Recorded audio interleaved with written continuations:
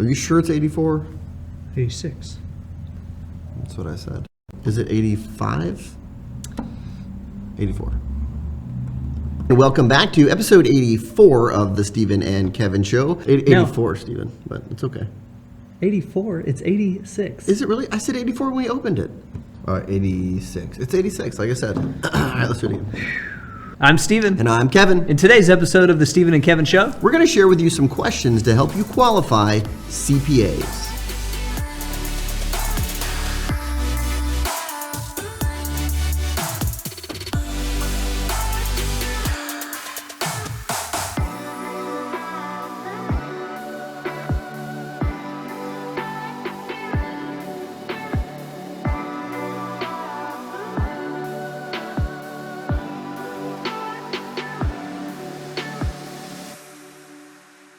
Hello, everyone, and welcome back to episode 86 of the Stephen and Kevin Show, brought to you by the Oxley Institute.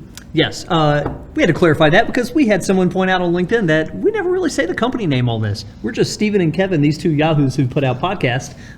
But no, we are in fact here at the home of the Oxley Institute, world's greatest coach of financial services. Ooh, I like that. You know? But this is a new tagline. But it's so funny. It's like such an obvious thing that we just have missed for 85 episodes.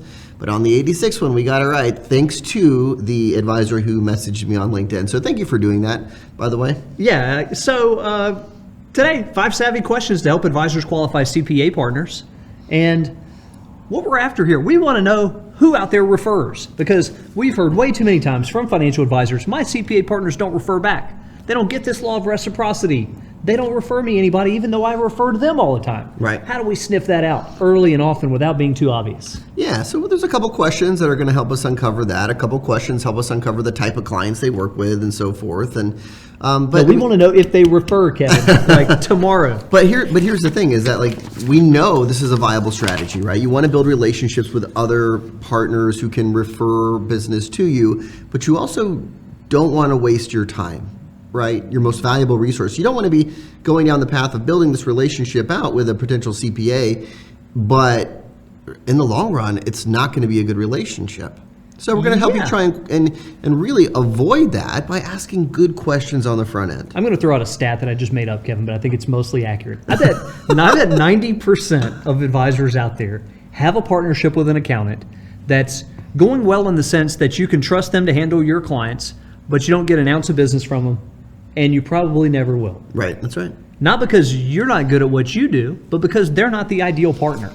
And there are times where we let that ride for way too long, where we see years and years and decades of that partnership working as a one-way street, and there is a better way. So what we're trying to sniff out here, even in an introductory meeting, the first or second or third meeting with somebody, whether or not they have long-term possibilities with you. Yeah. If you think about some of them, some accountants, some attorneys, they maybe aren't as marketing-minded as you. Some are, some are not. And so for those who are not, it's very unlikely to strike up a good partnership of business development efforts if they just aren't wired that way. That's right. So like, I draw a dating analogy here. Let's say that you're going on dates and you're to a point where you're like looking for that life partner, right? And you want to have kids, and then during that first dinner date, you mention kids, and they kind of snarl and are like, "Oh, those little ankle biters." Like you can avoid that, right? Like I mean, so we're going to give you these questions today. We're going to go through them in order and kind of tell you what the question is, and then also really what the question is designed to uncover about that CPA. Sticking with your dating analogy, Kevin, we don't want to be too obvious with this. Right. If you're at your first date and you're saying, so, tell me, are you looking to have children? That's true. How many? That's very true. Because even if they were wanting to have children, you've blown it there. You might say, oh, look at that cute kid over there, right? And they're like, oh, kids. Those yeah, little exactly. germs. Or there's a kid crying and they're like covering their ears, you know, it's like, oh, geez.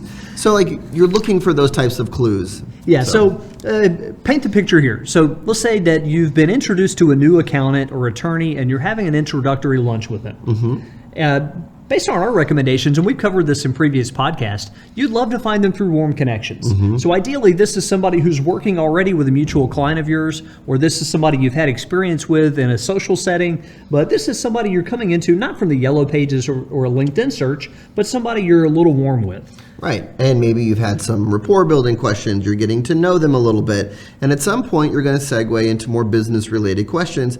These are the questions that we're going to go through now. This is a group of people who is a little bit skittish typically around financial advisors because they have been approached by everybody over the years. Every new advisor gets trained to approach accountants and attorneys, and they do that. It's an easy call for them to make. And you can imagine over time, they get a little worn out with it. They get a little jaded, and they're on the hunt when they have a meeting like this with you. Even if you come highly recommended, you service a mutual client, they're on guard for you trying to penetrate their client base. Right. Right? They have a sales alert up around financial advisors based on past experiences. So even though we want to learn about their business, and ultimately, yeah, we'd love to know if they see the world the way we do in terms of there being opportunity here, we can't directly ask, and we've got to slow play a little bit how we're asking about their business and their views on business development. So these are questions designed at that. The first one is around ideal clients. Right. So the first question we have here is asking them, how would you describe an ideal client for your practice? So you might preface that if you have a mutual client with them already, hey, I know you've worked well with the Oxleys. What are they the typical client for you? Or what's an ideal client for your practice? Yeah, and really listen there, right? And if they respond with things like, well, one that's really easy to deal with, they take my advice, they're not too needy or things like that, you might have to dig a little deeper, right? And you might ask them questions about, well, like, do you work with any particular niches or types of professionals, right? You might, because there's a tendency there for them to just blow that question off and say, well, we'll work with pretty much anyone as long as they have the right attitude or they're the right fit personality-wise. Right, and attitude and fit, although they're great, doesn't tell us anything about whether or not their ideal client profile matches with ours. And that's important too. Even if you found somebody who's a great referrer, if their clients were very small or their clients were of a niche that you're just not suited to tackle, right. We'd like to know that earlier than later. Yeah. So life stage, type of profession, geography, all those things help us figure that out. Specific services that they need or how much, Plus, right here in this early question, talking about their ideal client profile, we're not going to follow that by saying, oh, well, we happen to service a lot of those. Maybe we could get some back and forth going. We could send you some clients and vice versa. Right. No, we're slow playing it. Question number 2. And this is one of our favorite questions to ask, and it's one to try and get at the idea of if they refer or not. And again, we don't want to outright ask, like, hey, well, so do you refer to professionals like me? Do you refer to any advisors? Because then we just really, and a lot of times, confirm that what they thought this meeting was about, right? And instead, there's an easier way to go about it. And so the question that we like is this. Who are some of the advisors in the area that you feel like do a good job, right? And if they say, well, I think XYZ Planning Group does a good job. I think Susan so-and-so does a good job. That's a really good sign. For sure. It'd be kind of like, let's draw the analogy to our business. We're in the space of coaching financial advisors. If I'm talking to a home office partner somewhere, someone's at a major firm and they're an internal partner in perhaps the marketing or practice management group, and I ask them a question about who are some of the coaches that you all have worked closely with in the past. Right. If they come up as a blank Yeah. and say, oh, is that a good potential partner for us? No, probably not. I'd much rather them say, oh, we've worked super closely with XYZ group over the years. We have a really good understanding of the people they serve and how they help, and we play an integral part of matchmaking them and advisors. Right. I can handle that all day long, even though they're working with the competition. It seems counterintuitive, though. Like, it seems like, I kind of want to find that CPA that doesn't work with anyone else. But the truth is that those types of people probably just don't work with them for a reason, right? Like you're not going to change human behavior. And instead, what you want to do is find ones who do value, and refer out to advisors and work closely with them. And your goal is to maybe carve out a niche. Well, hey, think of me when X, yes, right? Very good point, Kevin. So think about the life stage that most of these accountants are in. If they're dealing with wealthy clients, the type of clients that you want, they're probably not right out of school. That's true. So they've had some tenure in the business. And if they haven't at this point been a referral source for a financial advisor, had sent outbound referrals, and they're 10, 15, 30 years in the business, we're not changing that. But if they are in fact referring out, we can very much be seen as a specialist who handles those who are going through, for example, life transitions. Right. Sudden money. Yep. ESG. Those who are business owners, those who are targeting physicians. Like, if we're seen as a specialist in a sliver of the market, not only can we get our foot in the door here, we have a more concrete place in that accountant's mind as to the role that we play. Not just anybody with money who lives anywhere remotely around here. Yeah. No, this is our sliver. Here's what we do best. Exactly. So if they can't, if no one comes to mind for them, that's a red flag, right? And we think that in those cases, you should probably cut your losses and move on. Question number 3, where do you get most of your new business? What we're trying to get at here with this question is this CPA in a growth mode? We find that the best types of partnerships are ones where the CPA is in a growth mode, actively trying to grow his or her practice, and you are too, right? If they say, oh, we're not really taking on new clients right now, we don't do anything, any marketing, nothing like that, that may not be a good sign.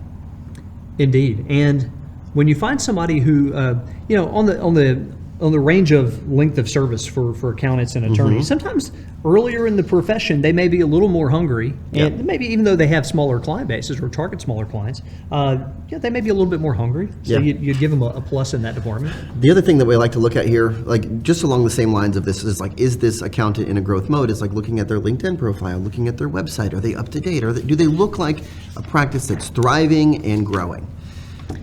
Number 4, what are some of the common mistakes you see advisors make with regards to taxes?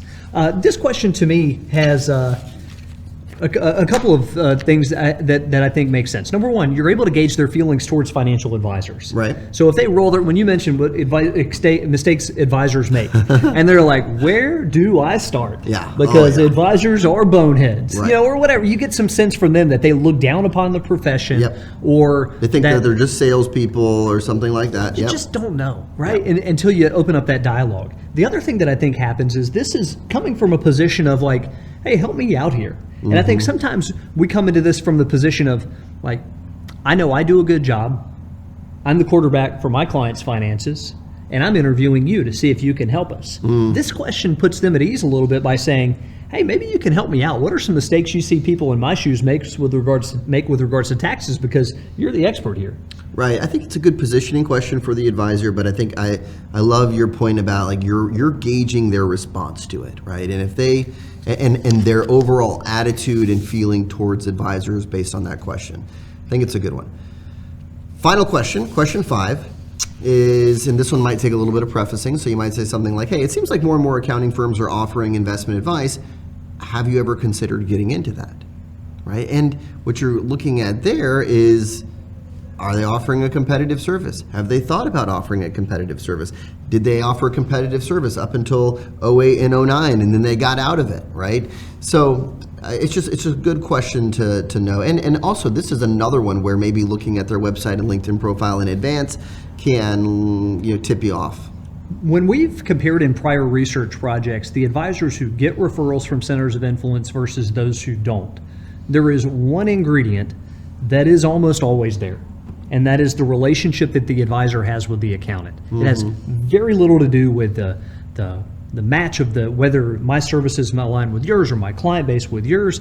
It has a heck of a lot more to do with the connection between those two professionals. True. So one of the things that's happening throughout this lunch in our hypothetical here is that these 5 questions and the conversation that flows gives you an idea of whether or not you two are compatible as people. And granted, some of these could be deal breakers. If you find out maybe we click, but you never refer, they're still out. Right. We're not in the business of friend raising for the sake of friend raising. What we're looking for is people who can vouch affirmative to give us the right signs that maybe long term they might refer, but also somebody I could see myself with having a lunch occasionally and enjoying it, having them to one of my client events and them having a good time and me as well. Right. Because if we don't have that kind of chemistry and that kind of connection, there's very little chance of it happening. That's exactly right. So just to recap these questions for you, is number 1 was, how would you describe an ideal client for your practice? Number 2, who are some of the advisors in town that you feel like do a good job? Number 3, where do you get most of your new business? Number 4, what are some of the common mistakes you see advisors make regarding taxes? And then finally, number 5, have you ever considered getting into the investment business? Some way of going about asking that particular question. So if you are hearing this and you're thinking, well, when would I use these questions? hey, now's the time. Get out there and schedule a meeting with somebody fresh and new. Think through, who are your clients using for tax advice? Who are they using for estate planning? These are perfect candidates for a meeting like this to say, hey, we're two professionals servicing an existing client. Maybe we could work more closely together. Absolutely. Hey, as you're thinking about program offerings, this is a great time to consider one of two things with us. Our coaching program is rocking as always. We do a great job of one-to-one coaching. But I'd like to highlight a new addition to the program, which is Pro Group. Pro Group is our newest offering. It's a group coaching program that is built for financial advisors who want to interact with their peers and also with us here at the home office of Oxley.